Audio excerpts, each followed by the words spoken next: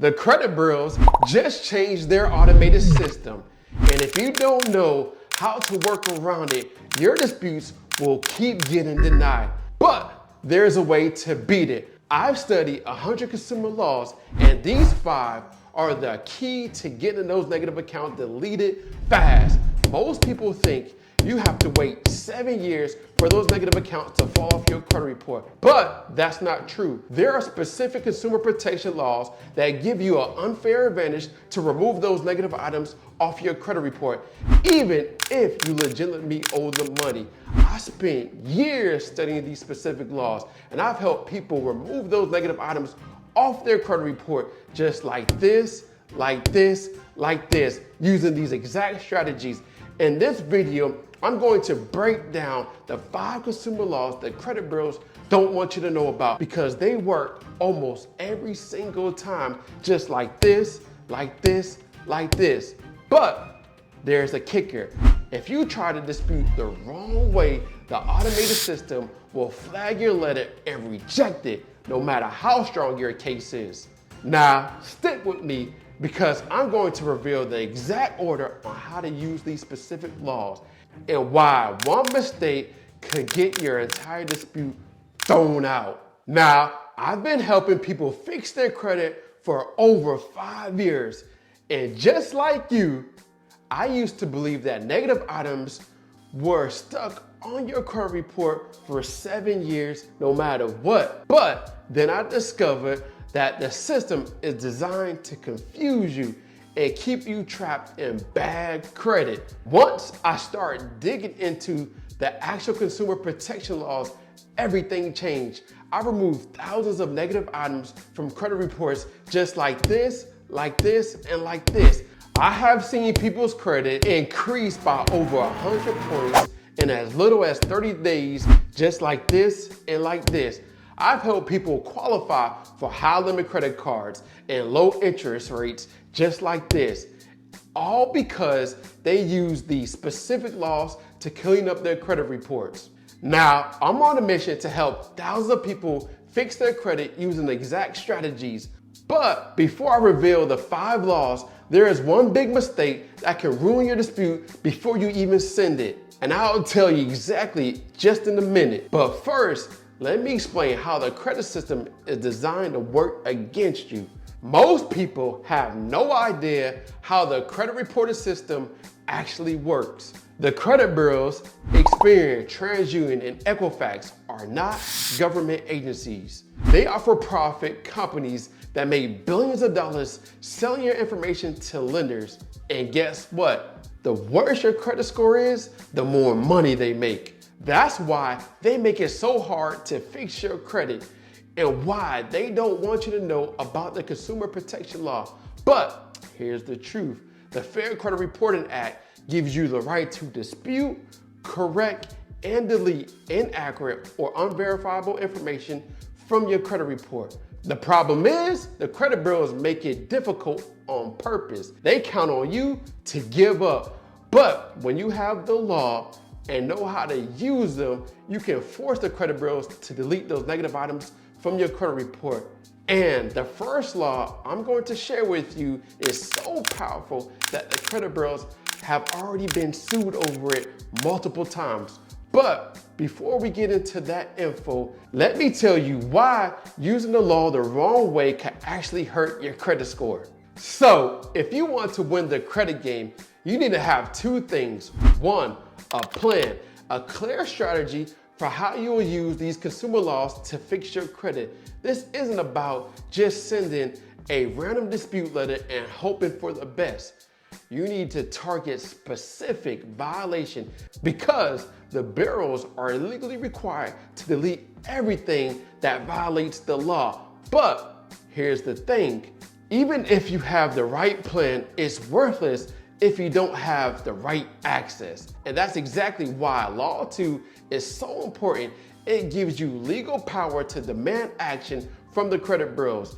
And number 2, you need to have leverage, the ability to hold the credit bureaus accountable under the law. If they fail to follow the law, you have the right to sue them and even collect damages. But the way you apply this leverage is key. That's why you need to know exactly what to say in your dispute letter, and I'll give you the template that works almost every time, just like this. 15 USC 1681 C, and then we'll go down to C, right? Letter C. So requirements related to information contained in consumer reports, right? And then you want to go down to letter C, like I said earlier, right?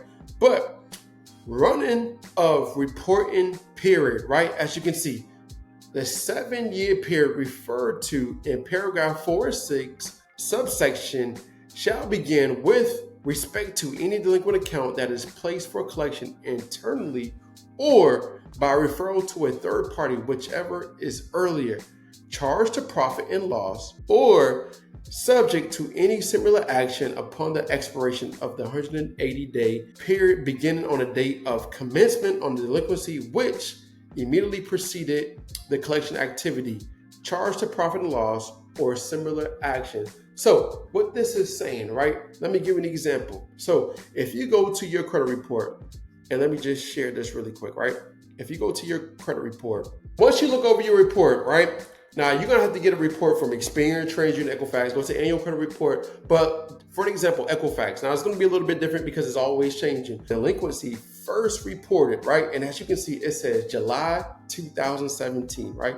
And if you look on this report, now we can't see July 2017, but if you go all the way to January of 2017, you can see that, hey, it was delinquent around this time and a little bit earlier. So with that being said, if this date is messed up, that means this account can stay on a person's credit report longer than the 7-year, which is a violation, as you saw, of the law. All right.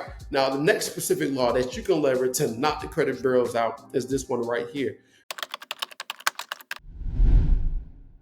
All right. So 15 USC 1681E, right? And the compliance procedure. Now, if you scroll down to B, right? Whenever a consumer reporting agency prepares a consumer report, it shall follow reasonable procedure to ensure maximum possible accuracy of the information concerning the individual about whom the report relates. So if you look at your report and you go to every single account, right? But we're going to be talking about the negative accounts, the delinquent accounts, the ones that are hurting your credit score. And as you can see right here, look at it. Does this account looks like it's assuring maximum possible accuracy? Look at it. If you look at the date open, date of last payment, date last active, even the payment history, right? Look at it, payment history. On September 23, right? 30, okay, 30. Does that make any sense? Date of last payment, does this make any sense at all? Date last active, does this make any sense?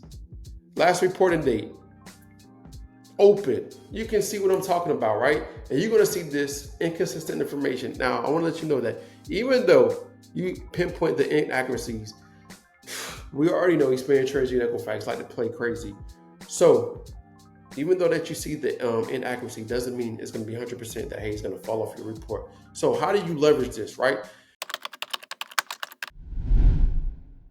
You have another law, 15 USC 1681 I, procedure in case of disputed accuracy, right? So we have a whole breakdown of what to do when the credit bureaus are reporting inaccurate information. So if you can see right here, subject to subsection F and except as provided in subsection G, right? If the completeness or accuracy of any item of information contained in the consumer's file at a consumer reporting agency is disputed by the consumer and the consumer notifies the agency directly or indirectly through a reseller of such dispute, the agency shall, free of charge, conduct a reasonable reinvestigation to determine whether the disputed information is inaccurate and record the current status of the disputed information or delete the item from the file in accordance with paragraph 5 before the end of the 30-day beginning on the date on which the agency receives a notice of dispute from the consumer or reseller. All right. So what basically number 5 means, right? So when you send your letter in, right? For example, if you send this letter right here, the secret letter, if you send this specific letter to the credit bureaus, right? What they're supposed to do is You're telling them to investigate or reinvestigate the completeness and accuracy of those accounts, right? Because as you notice, the open date, date last act, all that stuff is inaccurate. So if you go to 5, right, basically treatment of inaccurate or unverifiable information.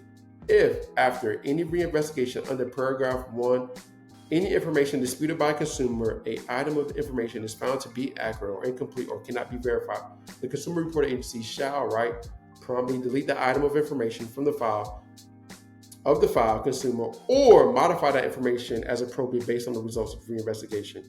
All right, so what they're supposed to do is modify the account. They're supposed to fix the inaccuracies that you see right here. They're supposed to modify this information right here. Very important. As you can see, they're supposed to modify all this information.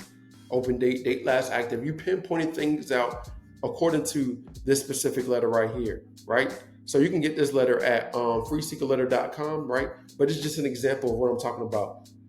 The accounts does not show maximum possible accuracy. According to 15 U.S.C. 1681 EB, the open date, date last active is not accurate. So, of course, you want to look at the dates and the things that are wrong on your report, right? This is just to give an example. So you can leverage 15 U.S.C. 1681 I5, right, to help you remove the account from your report. Now, here's another law that you can use, right, to help you get accounts or things removed from your report, right? So 15 U.S.C. 1692G, validation of debts, right? So just a breakdown, all right? So this is based off of the FDCPA, all right? Fair Debt Collection Practices Act, all right?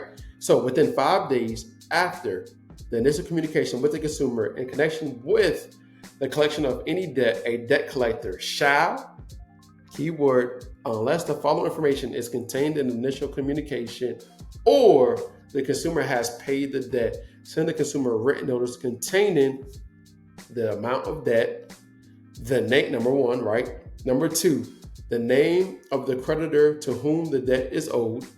Number 3, a statement that unless the consumer within 30 days after receipt of the notice disputes the validity of the debt or any portion thereof, the debt will be assumed to be valid by the debt collector. Number 4, a statement that if the consumer notifies the debt collector in writing within 30-day period that the debt or any portion thereof is disputed, the debt collector will obtain verification of the debt or a copy of judgment against the consumer and copy such verification or judgment will be mailed to the consumer by the debt collector. And number 5, right, a statement that upon the consumer's written request within the 30-day period, the debt collector will provide the consumer within the name and address of the original creditor, if different from the current creditor, right? So you can leverage this, right, to also help you.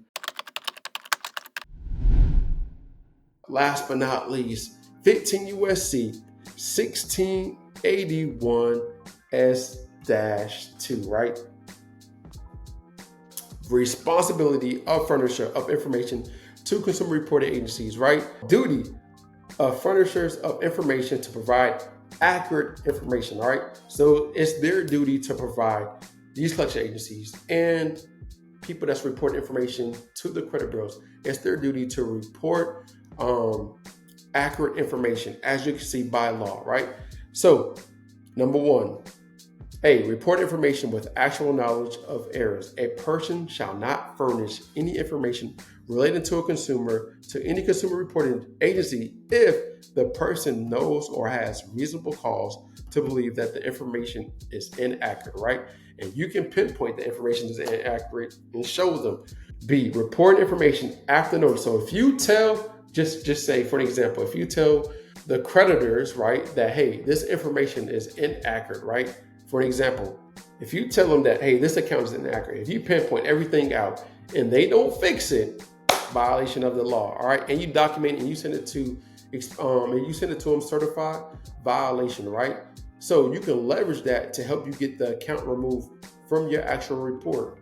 Reported information after notice, any confirmation of errors. A person shall not furnish information related to a consumer to any consumer reporting agency if the person has been notified by the consumer at the address specified by the person for such dispute that the specific information is accurate and their information is in fact inaccurate.